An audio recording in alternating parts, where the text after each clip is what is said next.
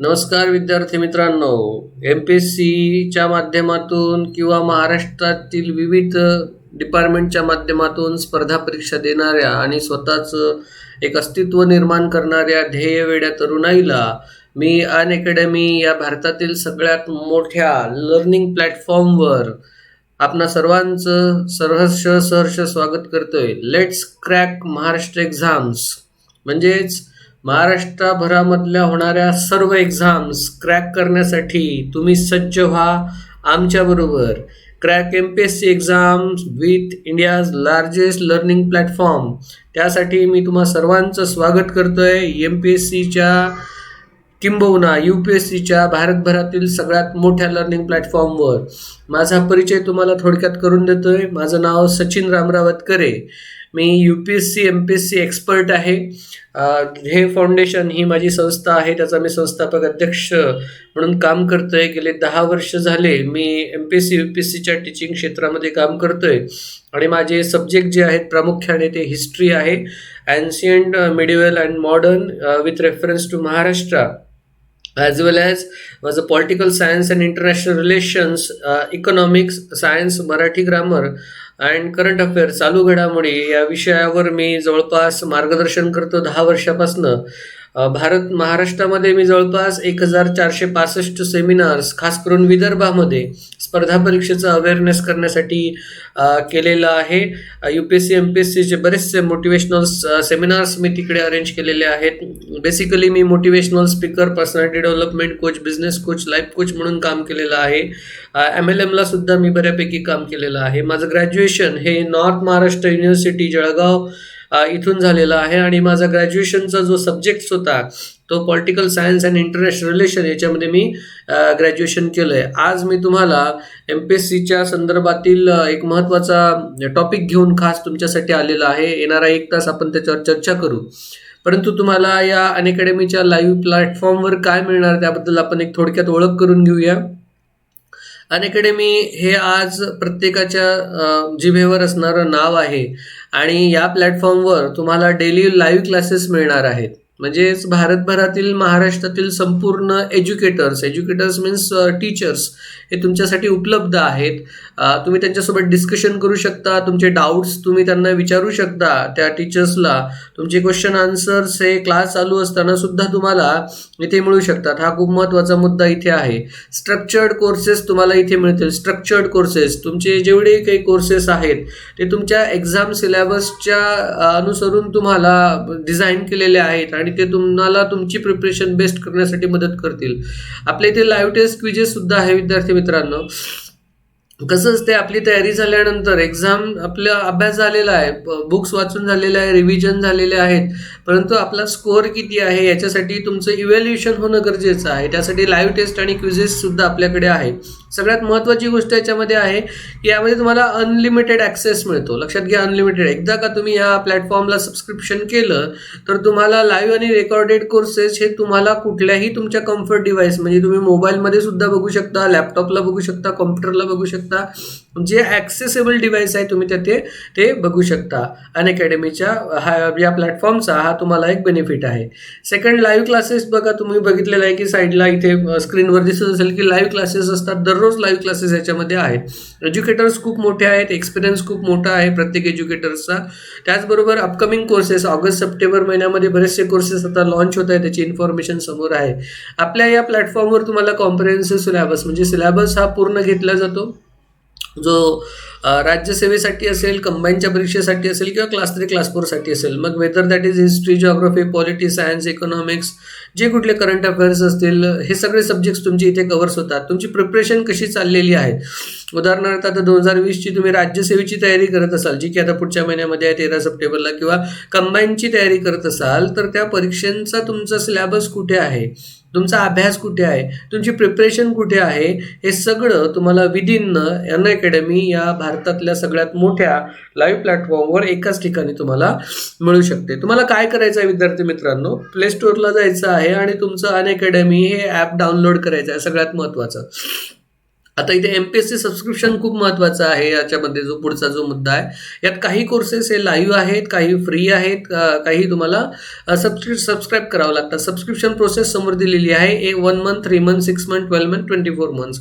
मी तुम्हाला सजेस्ट करेल 12 मंथ किंवा 24 मंथ्स. त्याचं कारण असं आहे विद्यार्थी मित्रांनो, की याच्यावर तुम्हाला बघा 12 मंथला जवळपास 58% ऑफ आहे. जर पर मंथ तुम्ही इन्व्हेस्टमेंट तुमची बघितली तर फक्त 525 रुपये आहे आणि माझ्या मते ती काही मोठी इन्व्हेस्टमेंट नाही आहे. जर तुम्ही 24 मंथचं जर सबस्क्रिप्शन घेतलं तर तुम्हाला 75% ऑफ आहे. तुम्हाला पर मंथ जर बघितलं तर किती पडत आहे, फक्त 315 रुपये.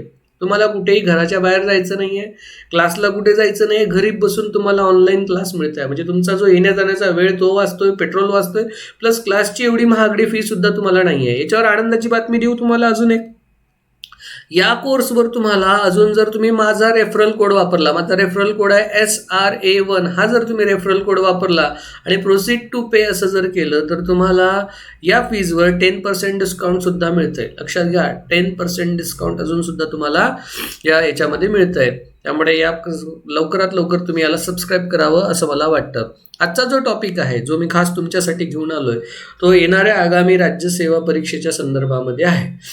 राज्यसेवा ही 13 सप्टेंबरला आहे आणि MPSCने असं ठरवलं की तिला आता राज्यसेवा घ्यायचीच आहे आणि तशी तयारी सुद्धा MPSCने पूर्ण केलेली आहे. तुम्ही वाचत असाल. पुण्याच्या आयुक्तांनी तर असं सुद्धा सांगितलं की 50,000 विद्यार्थ्यांचं व्यवस्था करण्याची आम्ही तयारी करून ठेवलेली आहे आणि प्रत्येक विद्यार्थ्याला ते सॅनिटायझेशन किट देणार आहे. म्हणजे त्याला हँड ग्लोव्ज देणार आहे, त्याला मास्क देणार आहे, एक सॅनिटायझेशनची बॉटल देणार आहे, टेम्परेचर तुमचं तिथे काउंट होणार आहे आणि त्याचबरोबर एखाद्या विद्यार्थ्याला जर टेम्परेचर असेल, ताप वगैरे असेल, फेवर असेल तर त्याच्यासाठी एक वेगळी व्यवस्थासुद्धा, वेगळी रूमसुद्धा करण्यात आलेली आहे. म्हणजे जर राज्यसेवा 13 सप्टेंबरची जर होत असेल तर याचा अर्थ 11 ऑक्टोबरला होणारी PSI STI कंबाईनची परीक्षासुद्धा होऊ शकते वेळेवर. आणि महाराष्ट्र शासनाने ज्या पद्धतीने सांगितलं की क्लास 3, क्लास 4च्या ज्या परीक्षा आहेत, तलाठी, ग्रामसेवकच्या ज्या परीक्षा असतील किंवा पोलीस भरतीच्या परीक्षा आहे, त्यासुद्धा ते टप्प्याटप्प्याने घेतील. सुरुवातीला पोलीस भरती आणि आरोग्य सेवक या विभागाच्या परीक्षा घेतल्या. आजच पुणे जिल्हा परिषदेची आरोग्य विभागाची जाहिरात निघालेली आहे. प्रत्येक जिल्हा परिषदेच्या अशा जाहिरात निघतील आणि या सगळ्या परीक्षांची तयारी करायची असेल तर आपल्याला सिलेबसवर फोकस करावं लागेल की आपल्याला एक्झॅक्टली सिलेबस काय आहे. सिलेबसवर मी नेहमी फोकस करत राहतो. त्याच्या मागचं कारण असं आहे की कुठल्याही परीक्षेची तयारी करायची असेल तर त्याचा आत्मा हा सिलेबस आहे. उदाहरणार्थ भारतीय राज्यघटनेचा आत्मा हा काय आहे? भारतीय राज्यघटनेचा आत्मा काय आहे? आपला प्रिएम्बल, बरोबर. त्याचप्रमाणे आपल्या सिलेबस जो आहे हा कुठल्याही परीक्षेचा आत्मा आहे. तर सिलेबसमध्ये जे टॉपिक आहे, history, geography, polity, science, economics, current affair, math, reasoning, English, Marathi etcetera, यामधला मी जो टॉपिक तुमच्यासाठी आज घेऊन आलेला आहे तो म्हणजे इतिहास. आणि इतिहासामधला कुठला भाग आणला असेल तर इतिहासाचे प्रकार बघूया आपण. एक, प्राचीन भारताचा इतिहास, मध्ययुगीन भारताचा इतिहास, आधुनिक भारताचा इतिहास आणि नंतर महाराष्ट्राचा इतिहास. तर मी तुमच्यासाठी घेऊन आलेलो आहे आधुनिक भारताचा इतिहास. आणि आधुनिक भारताच्या इतिहासामध्ये आजचा जो टॉपिक घेऊन आलोय मी तो म्हणजे भारतीय राष्ट्रीय काँग्रेसची स्थापना, म्हणजे जी की 1885 मध्ये झाली होती. त्या संदर्भामध्ये आजचं लेक्चर हे खूप महत्त्वाचं आहे. या लेक्चर्समध्ये तुम्हाला काय मिळणार आहे बघा. एकतर भारतीय राष्ट्रीय काँग्रेसच्या स्थापनेची पार्श्वभूमी आज आपण डिस्कस करूया. त्याचे संस्थापक, स्थापना दिनांक, ठिकाण, पहिले अध्यक्ष, याचं महत्त्व आणि परिणाम. या व्यतिरिक्त मी खूप सारे क्वेश्चन्स जे की गेल्या काही वर्षा परीक्षेमध्ये झालेले आहे ते विश्लेषणासहित तुमच्यासाठी घेऊन आलेलं आहे.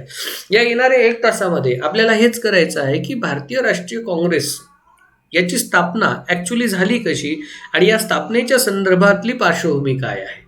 तर सुरुवात करूया आजच्या लेक्चरला. मी तुम्हाला विश्वास देतो की या पूर्ण लेक्चर्समध्ये तुम्हा सगळ्यांना पूर्णचा पूर्ण सिलेबस हा लक्षात राहण्याची शक्यता आहे आणि परीक्षेमध्ये तुम्हाला याचे मार्क्स मिळू शकतात. बघूया, करूया सुरुवात स्थापनेच्या पार्श्वभूमीपासून. काँग्रेसची स्थापना करावी असं का वाटलं, सगळ्यात महत्त्वाचा मुद्दा.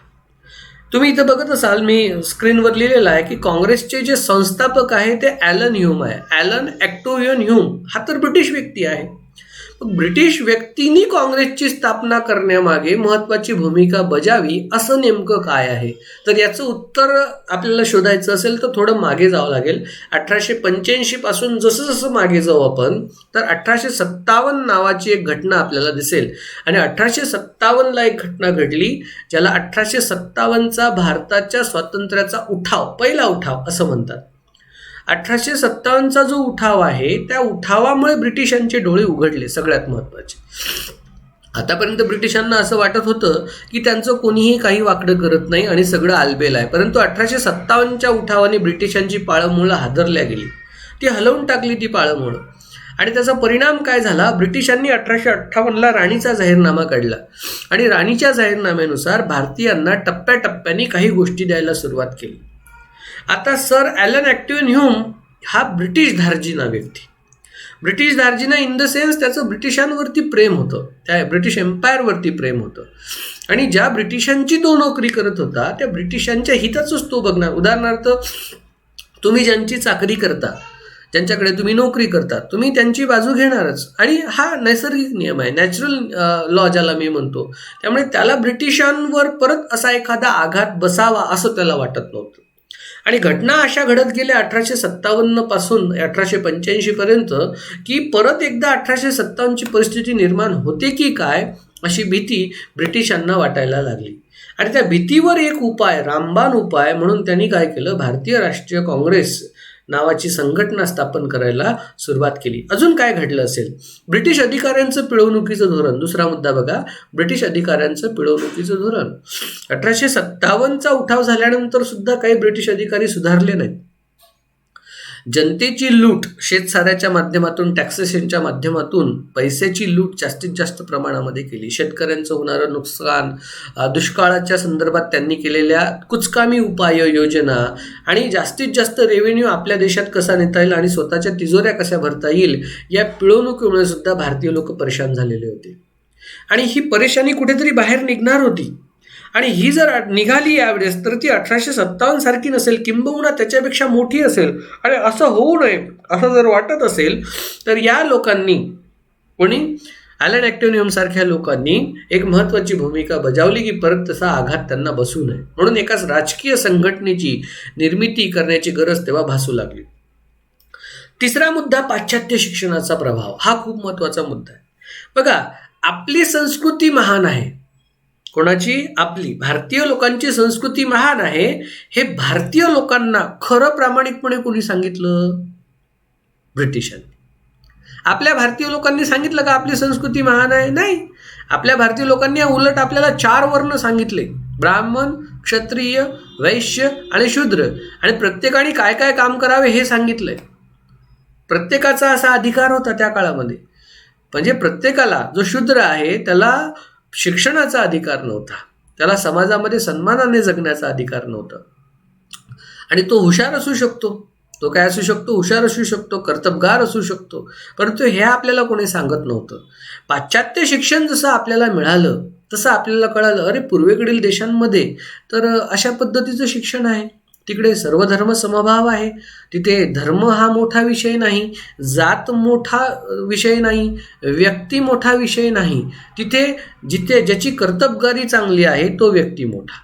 हा सगळ्यात महत्त्वाचा मुद्दा तिकडे होता. त्यामुळे भारतीय लोक जेव्हा शिक्षण घेतले आणि शिक्षण घेऊन जेव्हा ते युरोप खंडामध्ये गेले, अमेरिका खंडामध्ये गेले, तेव्हा तिथलं एज्युकेशन सिस्टीम त्यांनी बघितली. आणि युरोप खंड तेव्हा प्रगल्भ मानला जायचा. तिथली जी प्रगती आहे शिक्षणाची, तिथलं जे समता आहे, न्याय आहे, बंधुता आहे, ह्या गोष्टी ते बघितले आणि त्यांनी भारताला त्याच्यासोबत कम्पेअर करायला सुरुवात केली. म्हणजे आपल्या लोकांना पाश्चात्य शिक्षणाचा जो फायदा झाला त्या फायद्याचा सगळ्यात मोठा परिणाम असा आहे की आपल्याला एक सुशिक्षित वर्ग निर्माण झाला. आणि हा जो सुशिक्षित वर्ग आहे, हा सुशिक्षित वर्ग ब्रिटिशांना विरोध करायला लागला, तो बोलायला लागला. कसं आहे, ज्याला कळतं की आपल्यावर अन्याय होतं तो बोलायला लागतो, ज्याला कळतच नाही आपल्यावर अन्याय होतो त्याला काय करणार. उदाहरणार्थ, एखादा व्यक्ती जर 10 रुपयाचं काम करतोय आणि त्याला जर 5 रुपयेच देण्यात येतात आणि त्याला सांगतात 5 रुपये ही 10 रुपयापेक्षा मोठी रक्कम आहे, तर तो 5 रुपयेच घेऊन बसेल. आणि त्याच्या डोक्यात काय फिट करण्यात आलेलं आहे? 5 रुपये हे 10 रुपयापेक्षा मोठे असतात. परंतु जेव्हा त्याचं डोकं ओपन करतील, त्याला समजून सांगतील, त्याचं थोडंसं माइंड वॉश करतील की अरे बाळा 10 रुपये ही मोठी रक्कम असते, तेव्हा तो विरोध करायला लागेल नक्कीच. आणि असंच काहीसं या राष्ट्रीय काँग्रेसच्या स्थापनेच्या संदर्भामध्ये झालं. सुशिक्षित भारतीय वर्गाचा उदय, पाश्चात्य शिक्षणाचा प्रभाव आणि आधुनिकीकरण हाही महत्त्वाचा. प्रबोधनाचं युग जसं सुरुवात झालं, आधुनिकीकरणाची जशी सुरुवात झाली, यंत्रमागावर जसा माल तयार व्हायला लागला, मॉडर्नायझेशन ज्याला आपण तसं व्हायला लागलं, तसं भारतीय लोकांमधला असंतोष आता खदखदून बाहेर निघायला लागला. लोक आता बोलायला लागले आणि लोक जे बोलतात त्यातले काही चिडतात, त्यातले काहीतरी करून दाखवतात. अशा लोकांमुळे ब्रिटिशांच्या साम्राज्याला धक्का बसावं असा मनोमन ॲलन ॲक्टिव्ह ह्यूमला तरी वाटत नव्हतं. त्याला असं वाटायचं की ब्रिटिशांनी अजून 100 वर्ष भारतावर राज्य करावं. काय वाटायचं त्याला? 100 वर्ष तरी भारतावर ब्रिटिशांनी राज्य करावं. आणि त्यासाठी त्यांनी काय केलं, ब्रिटिशांवर येणारा आघात, डायरेक्ट आघात न येण्याआधी काहीतरी एक बॅरिकेड तयार करावं, एक कुठली तरी भिंत उभी करावी. आणि ही जी भिंत आहे, ही भिंत ब्रिटिशांचं होणारं आघातापासून होणारं नुकसान हे टाळू शकते. आणि ती भिंत म्हणजेच दुसरं तिसरं काही नसून भारतीय राष्ट्रीय काँग्रेस आहे असं मला वाटतं. ॲलन ॲक्टिव्ह ह्यूमच्या संदर्भात जर बोलायचं झालं मित्रांनो, लक्षात घ्या, याला राष्ट्रीय काँग्रेसचा जनक म्हणतात. काय म्हणतात? राष्ट्रीय काँग्रेसचा जनक. त्यांनी काही राष्ट्रीय काँग्रेसची स्थापना एकट्याच्या भरोशावर नाही केली, लक्षात असू द्या.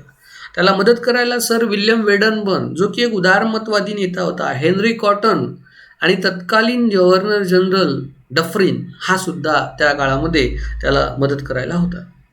भारतातल्या लोकांबद्दल जर बोलायचं झालं तर भारतातल्या लोकांनी सुद्धा त्याला मदत केली. त्यात मुख्य नाव मी ज्यांचं घेईल ते म्हणजे गोपाळकृष्ण गोखले.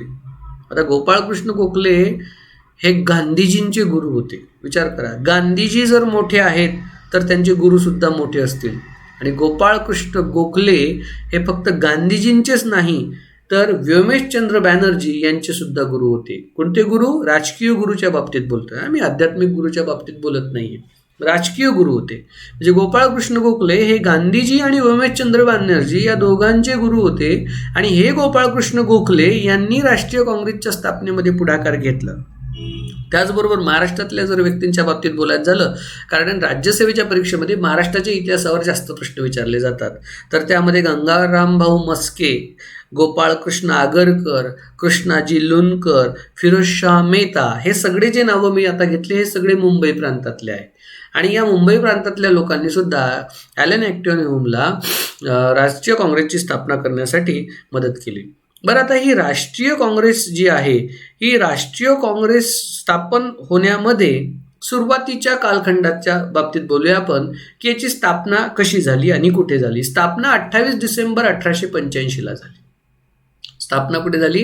28 डिसेंबर 1885ला झाली, मुंबईला झाली. ॲक्च्युली याचं ठिकाण पुण्याला ठरलं होतं, परंतु पुण्याला कॉलर याची साथ आली. मित्रांनो लक्षात घ्या, परीक्षेमध्ये तुम्हाला प्रश्न विचारला जातो की राष्ट्रीय काँग्रेसच्या स्थापनेचं ठिकाण पुण्याऐवजी मुंबईला का हलवण्यात आलं? कारण पुण्यामध्ये प्लेगची साथ आली असं चुकीचं विधान तुम्हाला देतात. योग्य विधान आहे, पुण्याला कॉलर याची साथ आल्यामुळे ठिकाण मुंबईला ठरलं. आणि याचे पहिले अध्यक्ष जे होते व्योमेशचंद्र बॅनर्जी होते. सगळ्यात महत्त्वाचं असू द्या.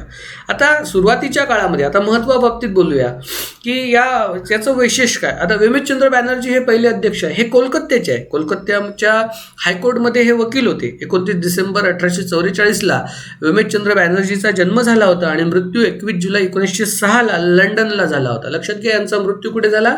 कोलकात्याला झाला.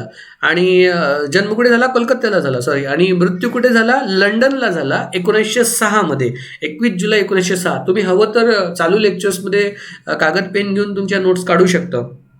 यांचे जे वडील होते व्योमेशचंद्र बॅनर्जींचे, गिरीशचंद्र बॅनर्जी, हे सुद्धा कोलकात्याच्या हायकोर्टमध्ये वकील होते. व्योमेशचंद्रांचं जे शिक्षण आहे ते कोलकाता युनिव्हर्सिटीमध्येच झालं होतं आणि पहिल्यांदा ते कोलकाता युनिव्हर्सिटीच्या सुप्रीम कोर्टमध्ये एक क्लर्क म्हणून काम करायचे. राष्ट्रीय चळवळीमध्ये त्यांचा सहभाग आला. सुरुवातीला जे लोक भारतीय राष्ट्रीय काँग्रेसमध्ये होते ते लोक हे विविध जाती धर्माचे लोक होते. लक्षात घ्या, विविध जातीचे होते, विविध धर्माचे होते, विविध प्रांताचे होते. तेव्हा बॉम्बे प्रांत, मद्रास प्रांत, कोलकाता प्रांत असे वेगवेगळे प्रांत होते. आणि एखाद्या विशिष्ट जातीचं किंवा विशिष्ट धर्माचं नेतृत्व काँग्रेसमध्ये तेव्हा नव्हतं, आजही नाही आहे. आणि या संघटनेचं राष्ट्रीय दृष्टिकोनातून या संघटनेने त्या काळामध्ये कामाला सुरुवात केलेली आहे. परंतु त्या काळात काँग्रेसमध्ये काही लोक नव्हते. कोण नव्हते?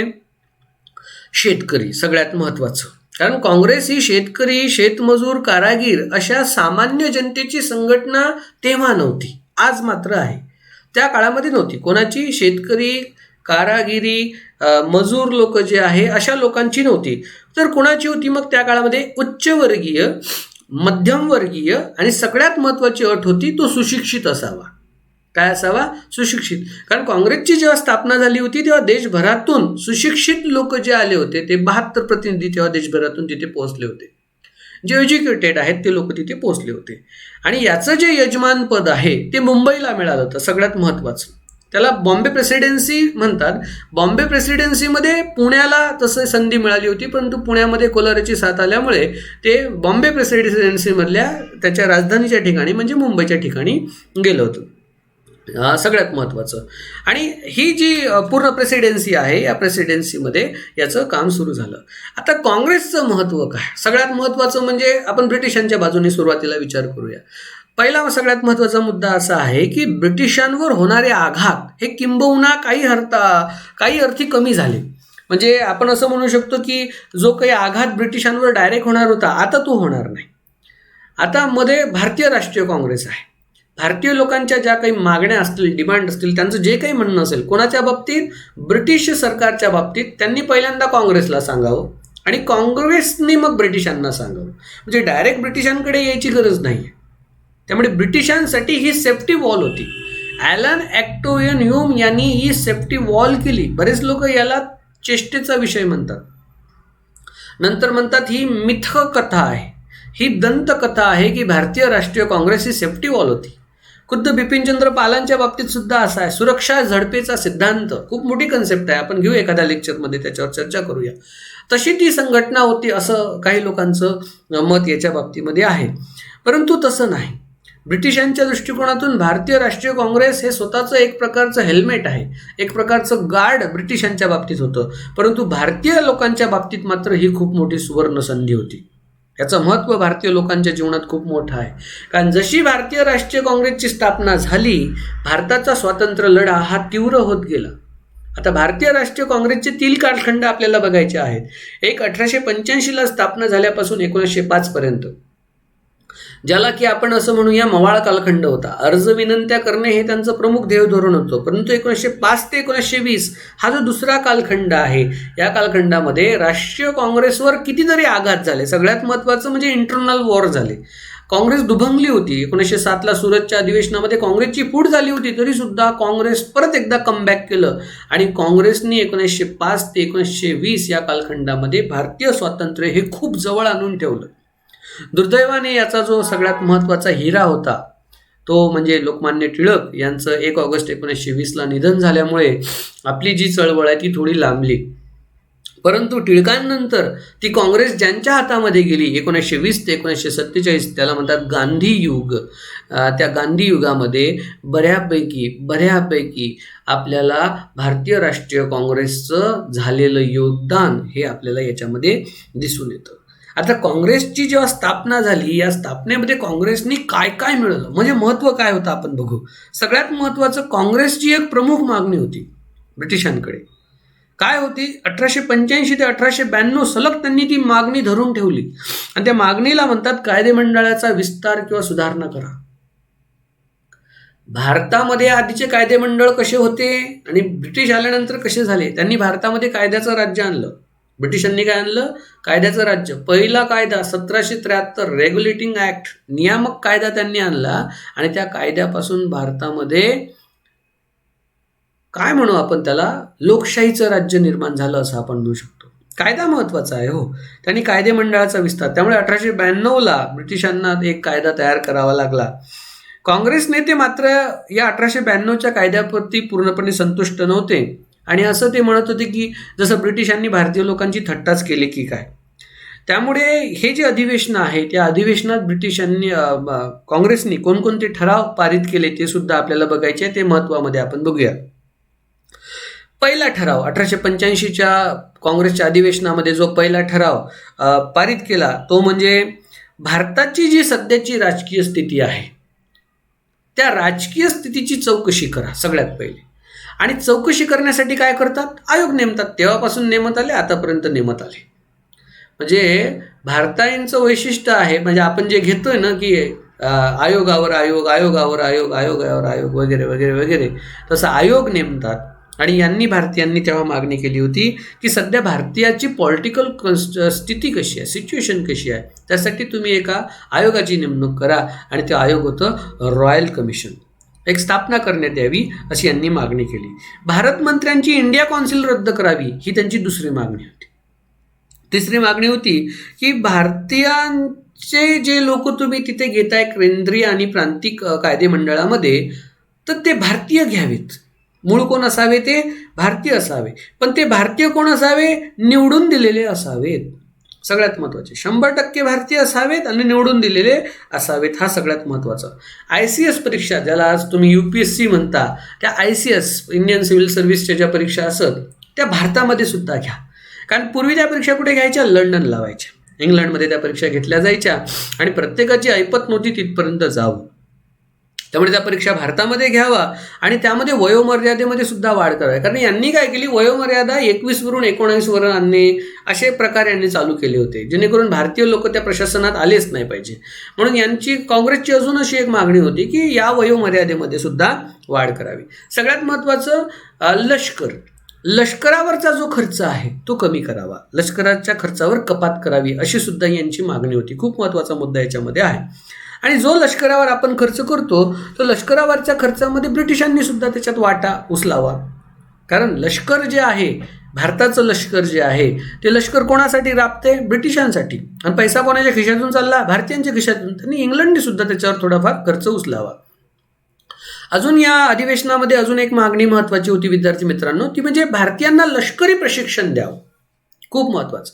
आतापर्यंत तुम्ही आम्हाला आर्मीच्या कॉन्स्टेबल खालचे जे पद आहेत तिथपर्यंत तुम्ही ट्रेनिंग देता, आम्हाला वरच्या पदावरचं सुद्धा प्रशिक्षण देण्यात यावं. मिठावरचा कर रद्द करण्यात यावा. विद्यार्थी मित्रांनो, त्या काळात मिठावर कर होता. तुम्ही बघितलं असेल गांधीजींनी मग तो काय केलं सविनय कायदेभंगाच्या माध्यमातून. परंतु याची सगळ्यात पहिली मागणी जी की आहे ती 1885च्या अधिवेशनामध्ये, काँग्रेसच्या अधिवेशनामध्ये केली होती. हा खूप महत्त्वाचा मुद्दा आहे. तुम्ही बघितलं अलीकडे बऱ्याचशा घटना घडतात आणि घटना घडल्यानंतर मग काही लोक त्याचं श्रेय घेण्याचा प्रयत्न करतात, परंतु त्या लोकांना हे कळत नाही की याचा जो बेस आहे, याचं जे ओरिजिन आहे हे खूप आधी आहे.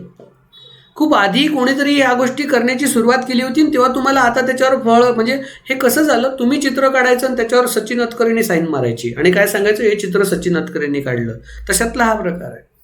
म्हणजे बघा, तुम्हाला इतिहासात वाचायला काय मिळतं की सविनय कायदेबंद, मिठावरील जाचक कर रद्द करण्याची भूमिका गांधीजींची आहे. 1929-30चा तो कालखंड. परंतु सुरुवात कधी झाली होती, सगळ्यात पहिले डिमांड कोणी केली होती, 1885मध्ये भारतीय राष्ट्रीय काँग्रेसच्या पहिल्या अधिवेशनामध्ये हा ठराव मांडण्यात आला होता की मिठावरील जाचक कर रद्द करावा. हे लक्षात घ्या. त्याचबरोबर शेतकऱ्यांवरील कराचा जो ओझा आहे तो सुद्धा हलका करावा, टॅक्स कमी करावा शेतकऱ्यांचे आणि त्यांची आर्थिक पिळवणूक थांबावी. भूमिकर, लँड रेव्हेन्यू जो आहे तो फिक्स करावा. हा सुद्धा 1885च्या 28 डिसेंबरच्या राष्ट्रीय काँग्रेसच्या पहिल्या अधिवेशनातला महत्त्वाचा ठराव होता. ब्रह्मदेश खालसा करू नये, हा खूप महत्त्वाचा मुद्दा आहे.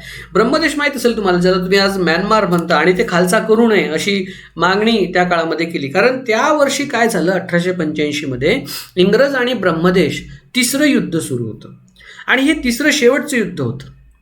या युद्धामध्ये अंतिमतः ब्रिटिशांची विजय झाली, ब्रह्मदेश हारला याच्यामध्ये. आणि लॉर्ड डफरिन जो तत्कालीन गव्हर्नर होता त्यांनी काय केलं, जो ब्रह्मदेशचा शासक आहे थिबा, याच्याकडे मंडालेला काही अटी ठेवल्या की मंडालेला तुम्ही आमचा ब्रिटिश रेसिडेंट तुमच्या इथे ठेवावा आणि बऱ्याचशा मागण्या त्यांनी केल्या. परंतु काय झालं होतं, तो शासक थिबा यांनी त्या मागण्या फेटाळल्यामुळे ते तिसरं युद्ध झालं आणि तिसरं युद्ध झाल्यानंतर 14 दिवसामध्येच, फक्त 14 दिवसामध्ये ब्रिटिशांनी ते युद्ध, इंग्रज ब्रह्मदेश जे युद्ध आहे, तिसरं युद्ध त्यांच्यामध्ये झालं, ते फक्त 14 दिवसामध्ये ते जिंकलं आणि त्यांची जी राजधानी आहे ती मंडाले ती आपल्या ताब्यामध्ये घेतली. तो जो राजा आहे शासक तिथला थिबा, त्याला बंदी बनवण्यात आलं आणि बंदी बनवून त्याला आणलं कुठे? महाराष्ट्रामध्ये आणलं आणि रत्नागिरीला त्याची रवानगी करण्यात आली आणि तिथेच त्याचा शेवटी मृत्यू झाला. हा सुद्धा एक महत्त्वाचा मुद्दा आहे. ब्रह्मदेश खालसा करू नये, म्हणजे ते जे काही वाद तिकडे सुरू आहे ते होऊ नये, असं सुद्धा भारतीय राष्ट्रीय काँग्रेसच्या या पहिल्या अधिवेशनामध्ये ठराव पारित करण्यात आला. अजून एक ठराव पारित करण्यात आला, तो म्हणजे भारतीय मालाला संरक्षण मिळावं. भारतीय मालाला संरक्षण मिळावं हा सुद्धा महत्त्वाचा मुद्दा आहे याच्यामध्ये. कारण ब्रिटिशांनी काय केलं की फक्त ब्रिटिशांच्या मालाला त्यांनी उठाव द्यावा, त्यांना संरक्षण द्यावं असं त्यांनी बघितलं. ITI ज्या आज तुम्हाला दिसतात त्या औद्योगिक आणि तांत्रिक प्रशिक्षण संस्था भारतामध्ये स्थापन व्हाव्या, हे त्या काँग्रेसच्या अधिवेशनाच्या पहिल्या अधिवेशनातला ठराव होता. बघा आज जिकडेकडे ITI दिसत आहे आपल्याला. वृत्तपत्रावरील निर्बंध दूर करावे हाही महत्त्वाचा मुद्दा आहे. तुम्ही बघितलं असेल की 1885च्या आधी म्हणजे 1878मध्ये लॉर्ड लिटन यांनी वृत्तपत्रावर बंदी घातली होती. त्यांनी व्हर्नॅक्युलर प्रेस ॲक्ट पास केला होता आणि लिटननी घातलेली बंदी उठवण्यासाठी काँग्रेसने सुद्धा मदत केली होती की ही बंदी तुम्ही उठवा, वृत्तपत्रावर बंदी नसावी, मीडिया कशी असावी? फ्री असावी, कोणाच्या हातातली कटपुतली नसावी. तुम्ही बघत असाल की भारतामध्ये NDTVचे जे आहेत रवीश कुमार यांना कुठला अवॉर्ड मिळाला? रमन मॅगसेसे अवॉर्ड मिळाला. का बरं मिळाला? कारण भारतामध्ये वृत्तपत्र जे आहेत, मीडिया जी आहे, ती मीडिया निष्पक्षपणे चालवण्याचं महत्त्वाची भूमिका त्यांची आहे. आज बरीचशी मीडिया ही विकल्या गेलेली आहे. कोणीतरी पैसे द्यायचे आणि त्यांच्या बाबतीने बातमी दाखवायची असं मीडियाचं रोल चाललं आहे. पण मीडिया हा लोकशाहीचा चौथा आधारस्तंभ आहे आणि चौथा आधारस्तंभ कसा असावा? निष्पक्ष असावा. त्यामुळे त्या काळामध्ये लिटननी जी बंदी घातली होती ती बंदी उठवण्यासाठी प्रयत्न जे केले होते ते काँग्रेसने त्या काळामध्ये केले होते. आणि शस्त्र संदर्भात जो कायदा आहे त्या कायद्यामध्ये सुद्धा बदल करावा असं त्या काळामध्ये ब्रिटिशांच्या समोर मागणी काँग्रेसने केली होती. हे सगळं महत्त्व या टॉपिकमध्ये आहे. आता याचा परिणाम काय झाला? सगळ्यात महत्त्वाचा परिणाम, भारतीय लोकांना ब्रिटिशांच्या शासकीय पद्धतीमध्ये, प्रशासकीय पद्धतीमध्ये एंट्री मिळाली. सगळ्यात महत्त्वाचं, ब्रिटिशांच्या राजकारण कसं चालतं ते कळालं आणि भारतीय लोकांना टप्प्याटप्प्यामध्ये स्वातंत्र्य लढ्यापर्यंत पोहोचवण्याचं सगळ्यात मोठं कार्य या माध्यमातून झालं. आता दुसरा जो मुद्दा जो आहे, जो आपण चर्चा करणार आहोत, तो म्हणजे परीक्षेमध्ये प्रश्न कसे येतात. परीक्षेमध्ये जोड्या जुळवा म्हणून तुम्हाला बऱ्यापैकी प्रश्न येतात. त्यामध्ये काय विचारतात? एका साईडला काँग्रेसचं अधिवेशन असतं, दुसऱ्या साईडला त्याचा व्हेन्यू असतो किंवा त्याच्या बाजूला त्याचा प्रेसिडेंट, त्याचे अध्यक्ष कोण आहे अशी इन्फॉर्मेशन तुम्हाला येते आणि योग्य जोड्या जुळवा म्हणून तुम्हाला प्रश्न विचारला जाऊ शकतो. कसा विचारला जाऊ शकतो? इयर आणि व्हेन्यू याच्या जोड्या लावा किंवा इयर आणि प्रेसिडेंट याच्या जोड्या लावा किंवा व्हेन्यू आणि प्रेसिडेंट याच्या जोड्या लावा. तुम्हाला परीक्षेमध्ये याच्यावर प्रश्न विचारला जाऊ शकतो. त्यामुळे आपल्याला काय करायचं आहे, मी एक सॅम्पल तुमच्यासाठी घेऊन आलो आहे, मुद्दामून घेऊन आलो आहे. ही शीट जी आहे अशी शीट तुम्ही बनवावी. यात एक कॉलम तुम्ही अजून वाढवायला पाहिजे असं मला वाटतं आणि त्या कॉलमचं नाव आहे फीचर, म्हणजे वैशिष्ट्य, की या अधिवेशनामध्ये काय झालं. उदाहरणार्थ मी आता पहिल्या 1885च्या काँग्रेसच्या पहिल्या अधिवेशनामध्ये काय झालं हे तुम्हाला थोडक्यात सांगितलं, तर त्यातलं जे की फीचर्स आहेत ते तुम्ही इथे लिहावे असं मला वाटतं. आता याच्यामध्ये मी काय दिलंय बघा. पहिलं अधिवेशन 1885ला झालं. कुठे झालं? मुंबईला. आणि त्याचे जे पहिले अध्यक्ष होते ते कोण होते? व्योमेशचंद्र बॅनर्जी होते. कोण होते? व्योमेशचंद्र बॅनर्जी. दुसरं जे अधिवेशन आहे 86ला झालं. दरवर्षी होत गेले हे, ते कोलकात्याला झालं. त्या काळामध्ये त्याला कलकत्ता म्हणत होते, आज कोलकाता म्हणतात. दादाभाई नौरोजी त्याचे अध्यक्ष होते. तिसरे जे दादाभाई नौरोजीचं वैशिष्ट्य काय? ते पहिले फारसी अध्यक्ष, लक्षात असू द्या. मग बद्रुद्दीन तय्यबजी हे तिसऱ्या अधिवेशनाचे अध्यक्ष, 1887ला झालं चेन्नईला, आणि हे पहिले मुस्लिम अध्यक्ष, लक्षात असू द्या. पहिला इंग्रज अध्यक्ष जर असं विचारलं तर जॉर्ज ज्यूल. अलाहाबादला जे अधिवेशन झालं होतं 88ला ते म्हणजे जॉर्ज ज्यूल. 89ला मुंबईला झालं विल्यम वेडरमन. हे सगळे जे आहे जॉर्ज ज्यूल, विल्यम वेडरमन, हे लिबरल होते. Liberal means in the sense ते उदारमतवादी होते. उदारमतवादी लोकांचं कसं असतं? ब्रिटिशांच्या न्यायबुद्धीवर त्यांचा विश्वास असतो सगळ्यात महत्त्वाचं, जसं मवाळ लोकांचा असतो. आणि उदार लोकांच्या ज्या पॉलिसीज असतात त्या लोकांच्या जनतेच्या कल्याणाप्रती असतात. 1990ला कोलकात्याला अधिवेशन झालं, फिरोजशाह मेहता त्याचे अध्यक्ष होते. 91ला नागपूरला झालं, पी आनंदाचार्लू हे त्यांचे अध्यक्ष होते. 92ला अलाहाबादला परत एकदा व्योमेशचंद्र बॅनर्जी, बघा व्योमेशचंद्र बॅनर्जी परत एकदा झाले, 85ला सुद्धा झाले आणि 1892ला सुद्धा व्योमेशचंद्र बॅनर्जी झाले. 1893ला लाहोरला झाले, त्याचे अध्यक्ष दादाभाई नौरोजी होते आणि 94ला जे झाले ते अल्फ्रेड वेब होते. पहिले 10 अधिवेशन, लक्षात घ्या मी काय बोलतोय, पहिले 10 अधिवेशन, त्यांचे वर्ष, त्यांचे ठिकाण आणि त्यांचे अध्यक्ष हे पाठ असावे.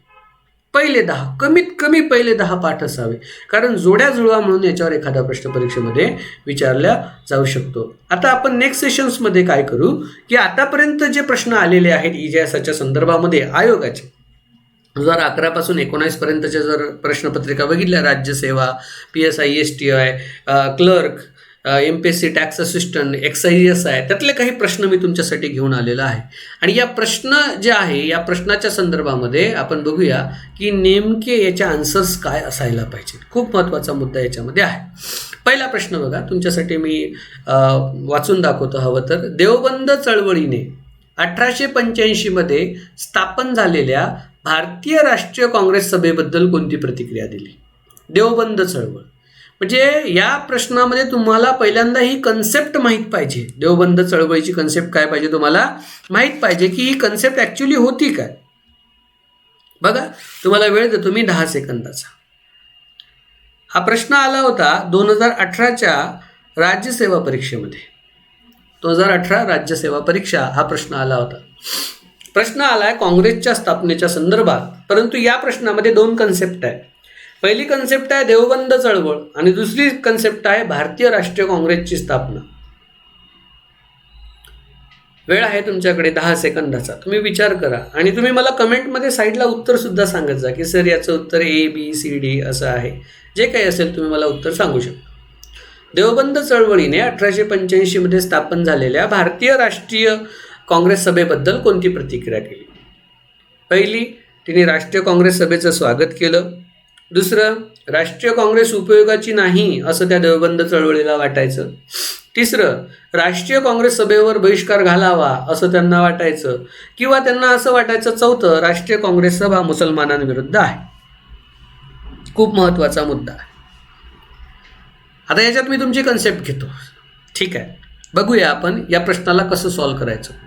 आता स्पर्धा परीक्षेचा अभ्यास हा कन्सेप्च्युअल असावा, तुमच्या कन्सेप्ट क्लिअर असाव्या सगळ्यात महत्त्वाचं.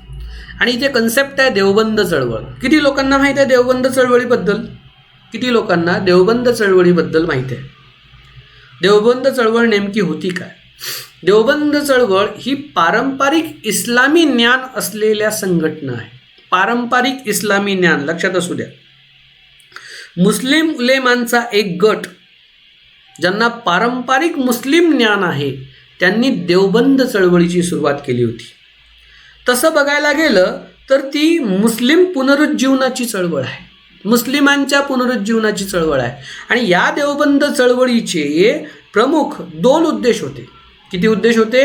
2 उद्देश होते. पहिला उद्देश असा होता की कुराणाची जी शुद्ध शिकवणूक आहे, कुराणाची शुद्ध शिकवणूक, या शिकवणुकीचा मुस्लिमांमध्ये प्रसार करणे. तुम्ही बघत असाल की आतंकवादी लोक कुराणाची शुद्ध शिकवणूक त्या आतंकवाद्यांना ट्रेन करताना देत नाही, ते चुकीची शिकवणूक देतात. कुराण असं सांगत नाही कुठे जाऊन कोणाला मारा, परंतु कुराणाची जी शुद्ध शिकवणूक आहे ती शिकवणुकीचा प्रसार व्हावा यासाठी या देवबंद चळवळीची सुरुवात झाली होती. नंबर 1. नंबर 2 उद्देश, जी परकीय सत्ता आहे त्या परकीय सत्तेच्या विरुद्ध जिहाद करणे. परकीय सत्तेच्या विरुद्ध जिहाद करणे. आणि तेव्हा परकीय सत्ता कोण होती? ब्रिटिश होती. कोण होती? ब्रिटिश होती. त्यामुळे हा त्याचा दुसरा उद्देश होता की परकीय सत्तेच्या विरुद्ध जिहाद करणे. त्यासाठी मोहम्मद कासिम नौतवी आणि रशीद मोहम्मद गंगोत्री, मी नाव परत एकदा घेतो त्यांचे, मोहम्मद कासिम नौतवी आणि रशीद मोहम्मद गंगोत्री यांच्या नेतृत्वाखाली 1866 मध्ये उत्तर प्रदेशमधल्या सहारनपूर जिल्ह्यातल्या देवबंद या ठिकाणी शाळा सुरू करण्यात आली. देवबंद हे ठिकाण आहे, तिथे शाळा सुरू करण्यात आली. सगळ्यात महत्त्वाचं, या शाळेचा उद्देश काय होता? मुस्लिमांसाठी धर्मोपदेशक तयार करणे. त्यामुळे शाळेच्या अभ्यासक्रमामध्ये पाश्चात्य शिक्षण आणि संस्कृतीचा समावेश नव्हता. लक्षात घ्या, यांचा जो सिलॅबस होता तत्कालीन, त्या सिलॅबसमध्ये पाश्चात्य शिक्षण आणि संस्कृतीचा प्रसार नव्हता. खूप महत्त्वाचा मुद्दा आहे मित्रांनो, लक्षात असू द्या. या शाळांमध्ये काय द्यायचं, मूळ इस्लाम धर्माचं शिक्षण द्यायचं. काय करायचं, मूळ इस्लाम धर्माचं शिक्षण द्यायचं आणि मुस्लिम समाजाचं नैतिक आणि धार्मिक पुनरुज्जीवन कसं होईल हा हेतू त्याच्या मागचा होता. जास्तीत जास्त प्रयत्न त्यांनी त्याच्यासाठी केलं. त्यामुळे जेव्हा काँग्रेसची स्थापना झाली, त्या काँग्रेसच्या स्थापनेला त्यांनी देवबंद स्कूलनी पाठिंबा दिला होता.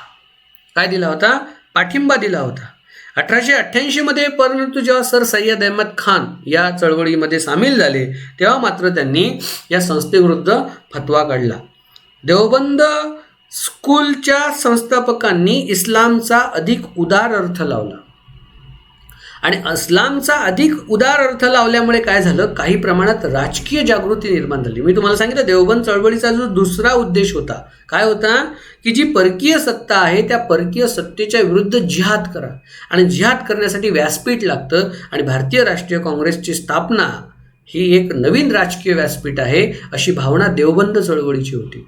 त्यामुळे देवबंद चळवळीने 1885 स्थापन झालेल्या भारतीय राष्ट्रीय काँग्रेस सभेबद्दल कुठली प्रतिक्रिया दिली असेल, मग तिने राष्ट्रीय काँग्रेस सभेचं स्वागत केलं. काय केलं, तिने स्वागत केलं. लक्षात येते, प्रश्न कसा सोडवला आपण, देवबंद चळवळ कळाली आपल्याला? जर समजत असेल तर हो म्हणा, क्लिक असं करत जा, मला सांगत जा की सर कळाली, आम्हाला कन्सेप्ट कळाली, देवबंद चळवळ कळाली. ओके, सेकंड क्वेश्चनकडे आपण जाऊ. भारतीय राष्ट्रीय सभेचे पहिले अध्यक्ष उमेशचंद्र बॅनर्जी यांनी राष्ट्रीय सभेची पुढीलपैकी कोणती उद्दिष्टे सांगितली? आता हा एलिमिनेशन पद्धतीने आपण हा प्रश्न सोडू शकतो. तुमच्याकडे वेळ आहे 10 सेकंदाचा. बघा, तुम्हाला यापैकी कुठलं उत्तर वाटतंय. जे वाटते ते तुम्ही मला कमेंटमध्ये करा. मला दिसतोय तुम्ही काय करताय कमेंटमध्ये, तुम्ही मला सांगू शकता. खूप महत्त्वाचा मुद्दा आहे हा. भारतीय राष्ट्रीय सभेचे पहिले अध्यक्ष उमेशचंद्र बॅनर्जी यांनी राष्ट्रीय सभेची पुढीलपैकी कोणती उद्दिष्टे सांगितली? खूप महत्त्वाचा मुद्दा आहे.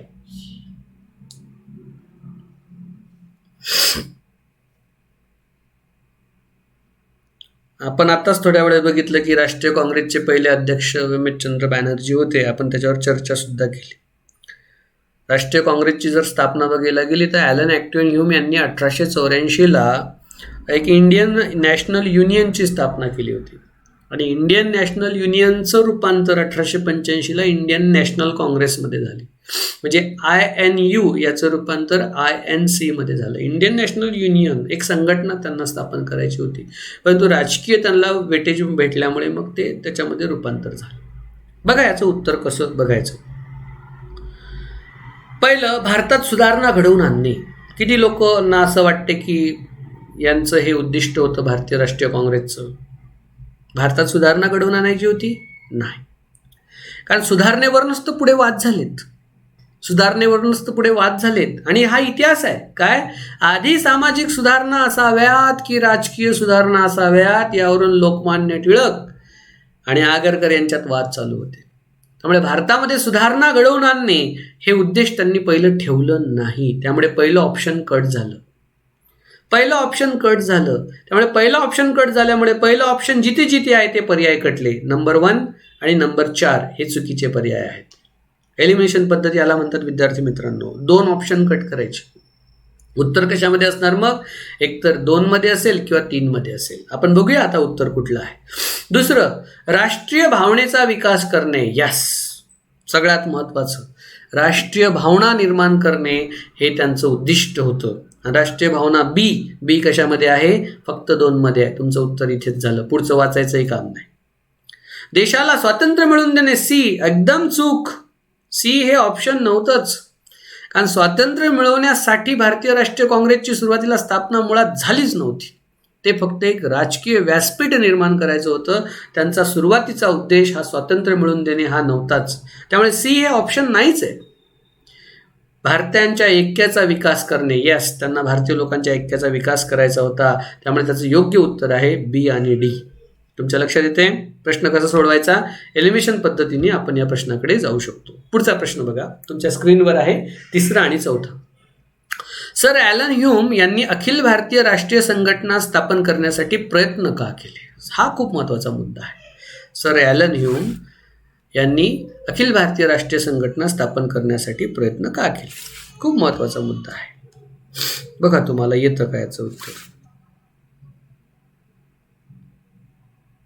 10 सेकंदाचा वेळ तुमच्यासाठी देतो. त्यांना असं का वाटत होतं? खूप महत्त्वाचा प्रश्न आहे. विद्यार्थी मित्रांनो, खाली हे वाचा तुम्ही, वरीलपैकी कोणते विधान बरोबर आहे आणि पर्याय महत्त्वाचे आहेत. बघा, ते विचाराने उदारमतवादी होते, त्यांना भारतीय लोकांबद्दल तळमळ होती, त्यांना भारतीय लोकांना सन्मानाने वागावे असे वाटत होते, त्यांना भारतीयांना प्रशासनात सहभाग द्यावा असे वाटत होते. बघा आता ऑप्शन्स काय दिले, ए अँड बी, म्हणजे पहिलं आणि दुसरं बरोबर आहे. ते विचाराने उदारमतवादी होते. हो, ते उदारमतवादी होते. पण उदारमतवादी होते म्हणून त्यांनी भारतीय राष्ट्रीय संघटना स्थापन केली का, याबद्दल वाद आहे. जरुरी नाही आहे उदारमतवादी लोक एखाद्याची संघटना स्थापन करतातच, जरुरी नाही. इथे वेन डायग्राम आपण काढू शकतो. दुसरं, त्यांना भारतीय लोकांबद्दल तळमळ होती? अजिबात नाही. त्यांना भारतीय लोकांबद्दल तळमळ नव्हती, त्यांना फक्त इंग्रजांबद्दल तळमळ होती. ॲलन ह्यूमला असं वाटायचं ब्रिटिशांवर कुठल्याही प्रकारचं संकट नाही आलं पाहिजे. भारतीय लोकांपेक्षा भारतीय लोकांची तळमळ करून त्यांना काय मिळणार होतं? परंतु ब्रिटिशांची जर तळमळ केली, त्यांनी ब्रिटिशांबद्दल जर चांगला विचार केला तर ब्रिटिश दरबारी त्यांचा मान वाढणार होता. त्यामुळे त्यांना भारतीय लोकांबद्दल तळमळ नव्हती. त्यांना भारतीय लोकांना सन्मानाने वागावे असं वाटत होते का? अजिबात नव्हतं वाटत. भारतीय लोकांबद्दल त्यांना काही वाटत नव्हतं. म्हणजे पहिलंही नाही, दुसरंही नाही, तिसरंही नाही, त्यांना भारतीयांना प्रशासनात सहभाग द्यावा असं वाटत होतं. हे मात्र बरोबर आहे. हे मात्र बरोबर आहे. परंतु ऑप्शनमध्ये असं कुठेच दिसत नाही. ऑप्शनमध्ये काय दिलं? A and B, A and C, A B C. चौथा ऑप्शन बघा, ऑल 3 ऑप्शन्स आर रॉंग. हे बरोबर आहे. हे पहिले जे 3 ऑप्शन्स आहेत ना, हे चुकीचे आहेत. पहिले 3 चुकीचे आहेत हे. आणि पहिल्या 3 मध्ये काय? A B, A C, A B C. पहिल्या या 3 ऑप्शनमध्ये कुठेही डी नाही आहे, कुठेही डी नाही आहे. त्यामुळे हे जे दिलेले ते जे 3 ऑप्शन्स आहेत ना, हे 3 ऑप्शन चुकीचे आहेत. म्हणजे हे विधान बरोबर आहे. कोणतं विधान बरोबर आहे? मग उरलं 4 नंबरचं विधान बरोबर आहे. इथे पण 4 नंबर ऑप्शन नसल्यामुळे तुम्हाला उत्तर काय द्यावं लागेल? All 3 options are wrong. लक्षात येते? पुढचा प्रश्न बघू. भारतीय राष्ट्रीय काँग्रेस राष्ट्रवादी होती कारण? वेळ आहे तुमच्याकडे 10 सेकंदाचा. बघा तुम्हाला उत्तर येते का? 10 सेकंदाचा उत्तर तुम्हाला येत असेल, बाजूला तुम्ही मला कमेंट करू शकता. भारतीय राष्ट्रीय काँग्रेस राष्ट्रवादी होती कारण?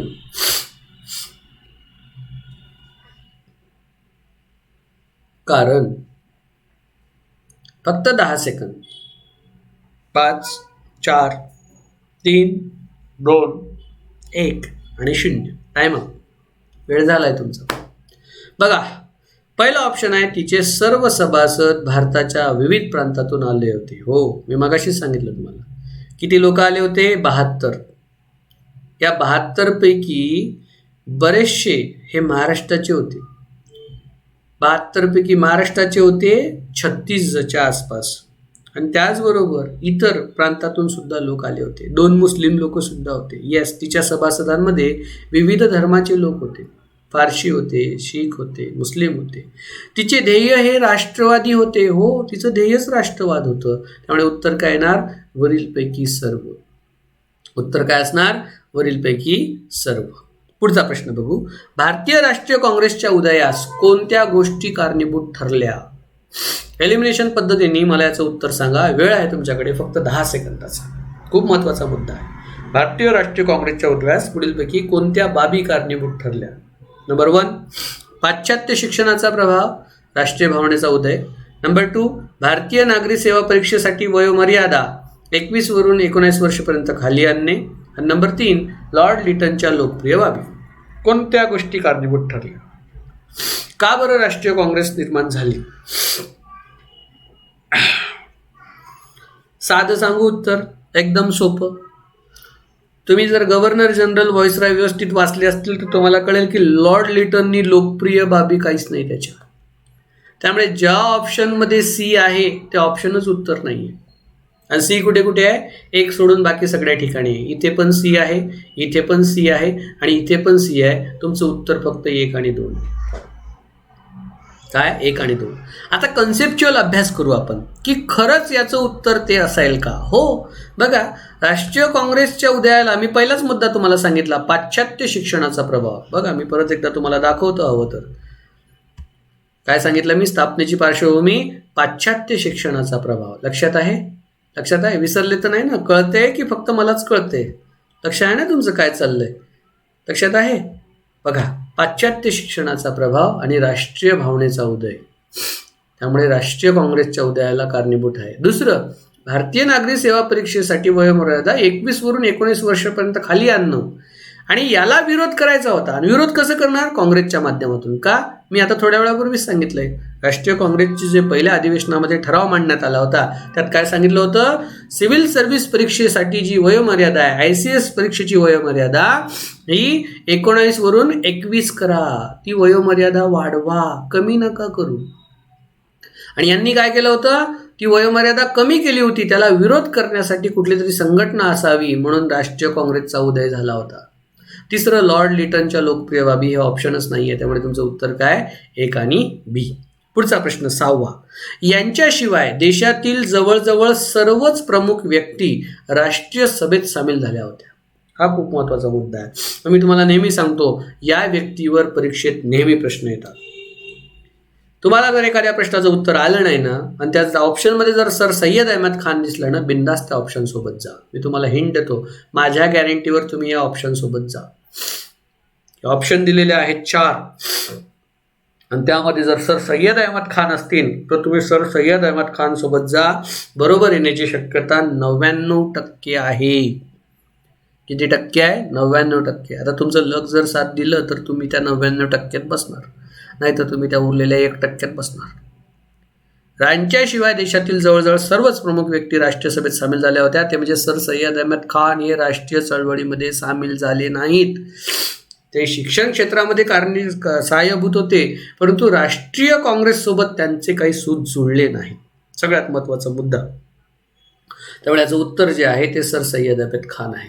मौलाना हुसेन आझाद, जाफर अली खान, हकीम अजमल खान यांच्याबद्दल आपल्याला इन्फॉर्मेशन नाही कलेक्ट करता आली, नाही मिळाली आपल्याला इन्फॉर्मेशन, नाही तुम्ही या लोकांबद्दल वाचू शकले तरीसुद्धा तुम्हाला प्रश्नाचं उत्तर योग्य शोधता येतं. भारतीय राष्ट्रीय काँग्रेसचे प्रथम सचिव कोण होते? हा खूप महत्त्वाचा मुद्दा आहे. Allan Hume, Pherozeshah Mehta, Umeshchandra Banerjee, Surendranath Banerjee. Actually हा फॅक्च्युअल क्वेश्चन आहे. क्लास 3, क्लास 4ला असे प्रश्न विचारले जातात. MPSC राज्यसेवेला एवढे सोपे प्रश्न नाही विचारले जात. तरीसुद्धा सोपे प्रश्न मुलं चुकवतात MPSCचे. हा इतिहास आहे. प्रथम सचिव होते ॲलन ह्यूम. जे संस्थापक होते तेच प्रथम सचिव होते. ठीक आहे, पुढच्या प्रश्नाकडे जाऊया. थोडा मोठा प्रश्न घेऊया. भारतीय राष्ट्रीय काँग्रेसच्या स्थापनेवर खालीलपैकी कोणत्या देशाच्या स्वातंत्र्य चळवळीचा प्रभाव नव्हता? याचा अर्थ या 4 पैकी एक कोणीतरी असा आहे ज्याचा प्रभाव नाही, पण बाकीच्या तिघांचा प्रभाव होता. तुमच्यासाठी वेळ आहे 10 सेकंदाचा. वेळ काय आहे? 10 सेकंदाचा. महत्वाचा मुद्दा. Greece, Ireland, Germany, Italy. भारतीय राष्ट्रीय काँग्रेसच्या स्थापनेवर खालीलपैकी कोणत्या देशाच्या स्वातंत्र्य चळवळीचा प्रभाव नव्हता? म्हणजे ही जी काँग्रेस स्थापन झाली ना, ते काँग्रेस स्थापन होत असताना हिने कुठल्या तरी देशाच्या स्वातंत्र्य चळवळीचा अभ्यास केला. सांगू उत्तर? सांगू? तुम्ही मला कमेंटमध्ये टाकलेले असतील उत्तर, मी बघतोय. योग्य उत्तर आहे जर्मनी. कोणाचा प्रभाव नव्हता? जर्मनीचा. मग कोणाचा होता? ग्रीस, आयर्लंड आणि इटली या 3 देशांचा प्रभाव होता. 9वा प्रश्न. राष्ट्रीय काँग्रेसच्या पहिल्या अधिवेशनाचे पहिल्या अध्यक्षपदासाठी कोणाला आमंत्रित करण्यात आलं होतं? बघा, पहिले अध्यक्ष कोण झाले? उमेशचंद्र बॅनर्जी. परंतु संघटना कोण स्थापन करते? Allan Octavian Hume. संस्थापक सचिव कोण? Allan Octavian Hume. बरोबर. मग जर काँग्रेसचा पहिला अध्यक्ष कोणाला बनवायचा असेल तर ते ब्रिटिशांनाच बनवतील ना. परंतु झाले कोण? उमेशचंद्र बॅनर्जी. मग हेमचंद्र बॅनर्जी का झाले? कारण ज्यांना पहिल्यांदा आमंत्रण दिलं होतं ते आले नाहीत. कोणाला आमंत्रण दिलं होतं? लॉर्ड रेला आमंत्रण दिलं होतं, परंतु लॉर्ड रेला लॉर्ड डफरिनने सांगितलं जाऊ नको. का? लॉर्ड डफरिन हा बऱ्यापैकी अनुकूल नव्हता. आणि तत्कालीन गव्हर्नर जनरलनी त्याला आदेश दिला होता आणि तो आदेश याला पाळावा लागला. त्यामुळे लॉर्ड रे हा पहिल्या अध्यक्षपदासाठी येऊ शकला नाही. महत्त्वाचा मुद्दा परीक्षेमध्ये विचारला जाऊ शकतो. पुढचा प्रश्न बघा. खालीलपैकी कोणते विधान बरोबर आहेत? 1891च्या काँग्रेसच्या अधिवेशनात संमती वय विधेयक पारित करण्यात आले. महत्त्वाचा मुद्दा आहे बरं का. संमती वय विधेयकावर तर परीक्षेमध्ये नेहमी प्रश्न आलेले आहेत आणि खूप मोठा विषय आहे संमती वय विधेयक. या अधिवेशनाचं ठिकाण हे नागपूरला होतं. या अधिवेशनाचं ठिकाण कुठे होतं? नागपूरला होतं. आणि या अधिवेशनाचे अध्यक्ष होते पी आनंदाचार्य. काँग्रेसच्या नावात राष्ट्रीय हा शब्द सामील करण्यात आला होता. या अधिवेशनामध्ये वरीलपैकी कोणतं विधान बरोबर आहे? मित्रांनो विचार करा. ऑप्शन आहे तुमच्याबरोबर ABC, ABCD, BCD, ACD. वरीलपैकी कोणतं विधान सत्य आहे? वरीलपैकी कोणतं विधान सत्य आहे असं तुम्हाला विचारलेलं आहे. एकदम सोपं आहे टॉपिक. बघा, सगळ्यात पहिलं आपण पहिलं ऑप्शन बघू. 1891च्या काँग्रेसच्या अधिवेशनामध्ये संमती वय विधेयक पारित करण्यात आलं. विद्यार्थी मित्रांनो लक्ष द्या. संमती वय विधेयक इथे आहे कन्सेप्ट. त्यामुळे तुम्हाला ही कन्सेप्ट माहीत असणं गरजेचं पाहिजे. संमती वय विधेयक कशाला म्हणतात? कोणाला माहित आहे? कोणाला माहित आहे संमती वय विधेयक काय? सांगू? संमती वय विधेयक कशाला म्हणतात? पहिलं विधान हे बरोबर आहे. 1891च्या काँग्रेस अधिवेशनात संमती वय विधेयक पारित करण्यात आलं. स्त्री पुरुषाला संभोगाला संमती देण्यासाठी स्त्री पात्र होण्याचं जे वय आहे ते वय जे कमीत कमी धरलं जातं त्याला संमती वय विधेयक असं म्हणतात. बेरामजी मलबारी असं त्यांना त्या संमती वय विधेयकाचे प्रणेते आहेत असं म्हणतात. हा खूप महत्त्वाचा मुद्दा आहे. जे की पारशी समाजसुधारक होते बेरामजी मलबारी आणि यांनी हिंदू समाजामध्ये असणाऱ्या संमती वय विधेयकाच्या संदर्भात आवाज उठवला होता. याच्यावर माझं एक स्पेशल लेक्चर आहे संमती विधेयक. जवळपास 1 तासाचं मी लेक्चर घेतो संमती वय विधेयकावर. त्याच्यात मी तुम्हाला त्याचा सगळा इतिहास सांगेल. आता फक्त प्रश्न सोडवूया आपण. 1891च्या काँग्रेसच्या अधिवेशनामध्ये संमती वय विधेयक पारित करण्यात आलं होतं. या अधिवेशनाचं ठिकाण हे नागपूरला होतं. बरोबर. ठिकाण कुठे होतं? नागपूरला याचं ठिकाण होतं. तिसरा एक मुद्दा याच्यामध्ये महत्त्वाचा. या अधिवेशनाचे अध्यक्ष कोण होते? अध्यक्ष हे पी आनंदाचार्य होते. कोण होते? आनंदाचार्य होते. आणि चौथं विधान, काँग्रेसच्या नावात राष्ट्रीय हा शब्द सामील करण्यात आला. काय शब्द सामील करण्यात आला? पहिले नाव होतं भारतीय काँग्रेस, नंतर भारतीय राष्ट्रीय काँग्रेस असं त्याचं नाव झालं. आणि हे चारही विधानं बरोबर आहेत. त्यामुळे उत्तर काय असेल आपलं? Number 2 ABCD. लक्षात येते? उत्तर कसं शोधायचं? ओके, नेक्स्ट क्वेश्चन घेऊ. खालीलपैकी कोणते विधान बरोबर आहे? 11वा नंबरचा प्रश्न. 1920चे काँग्रेसचे 35वे अधिवेशन कलकत्त्याला भरले आणि 1920ला काँग्रेसचं विशेष अधिवेशन नागपूरला भरले. वरीलपैकी कोणतं विधान बरोबर आहे? बघा, त्यांनी विचारलं काय? कोणतं विधान बरोबर आहे? चला कमेंट करा तुम्हाला उत्तर येत असेल तर. फक्त A बरोबर आहे, फक्त B बरोबर आहे, दोन्ही बरोबर आहे किंवा दोन्ही पण बरोबर नाही. नन ऑफ द अबोव, दोन्हीही नाही. वरीलपैकी एकही बरोबर नाही असा त्याचा अर्थ आहे. कोणतं विधान बरोबर आहे? बघा, याला म्हणतात ट्रिकी क्वेश्चन. मुलांना माहिती आहे की 1920ला काँग्रेसचे अधिवेशन झाले, 1 नाही 2 झाले. मुलांना हे माहिती आहे की 1920ला काँग्रेसचं विशेष अधिवेशन बोलवण्यात आलं होतं. त्यामुळे मुलं काय करतील? एक तर दोन्ही बरोबर लिहितील किंवा दोनपैकी एक काहीतरी बरोबर लिहितील. विद्यार्थी मित्रांनो, हे दोन्ही विधानं चुकीची आहेत. का बरं चुकीची आहे? मी ठिकाण बदलले तिथे. 1920ला काँग्रेसचं अधिवेशन झालं, ते 35वेच होतं, परंतु ते अधिवेशन कलकत्त्याला नाही नागपूरला झालं होतं. कुठे झालं ते अधिवेशन? 35वं नागपूरला. आणि जे विशेष अधिवेशन झालं ते मात्र कलकत्त्याला झालं होतं. पुढे झालं होतं अधिवेशन कलकत्त्याला. मी काय केलंय, या जागा बदलल्या. त्यामुळे जागा बदलल्यामुळे हे दोन्ही विधानं चुकीचे झाले. त्यामुळे उत्तर नन ऑफ द अबोव्ह. लक्षात येते, परीक्षेमध्ये नजरहटी दुर्घटना घटी आपला मार्क जाऊ शकतो. 12वा प्रश्न बघा काय आहे. या अधिवेशनात प्रामुख्याने पंजाब प्रश्न, मॉन्टेग्यू चेम्सफोर्ड कायदा, खिलाफतीचा प्रश्न तसेच काँग्रेसच्या घटनेचा फेरविचार असे मुद्दे काँग्रेस समोर होते. आता बघा, हे एकदम सोपं आहे, एकदम सोपा प्रश्न आहे. पण ते अधिवेशन 1918चं आहे, 19चं आहे, 20चं आहे की 21चं आहे, हे आपल्याला सॉल्व्ह करायचं आहे. एकदम सोपा प्रश्न आहे, सोपा, खूपच सोपा प्रश्न आहे. या 4 पैकी कुठली तरी एक घटना जरी माहीत पडली ना आपल्याला, याचं उत्तर येतं. बघा, पंजाबचा प्रश्न हा 1919ला निर्माण झाला. मॉन्टेग्यू चेम्सफोर्ड कायदा 1919चा आहे. खिलाफतीचा प्रश्न 19चाच आहे आणि काँग्रेसच्या घटनेचा फेरविचार 19चा आहे. या 4 पैकी तुम्हाला कुठली तरी एक घटना जरी माहीत पडली ना, तुम्हाला उत्तर येऊ शकते. याचं उत्तर काय आहे, नंबर 2. तुम्हाला कळताय प्रश्न कसे झाले. बघा, इतिहासाच्या संदर्भामध्ये जे काही प्रश्न घ्यायचे होते ते आपण आज घेतले.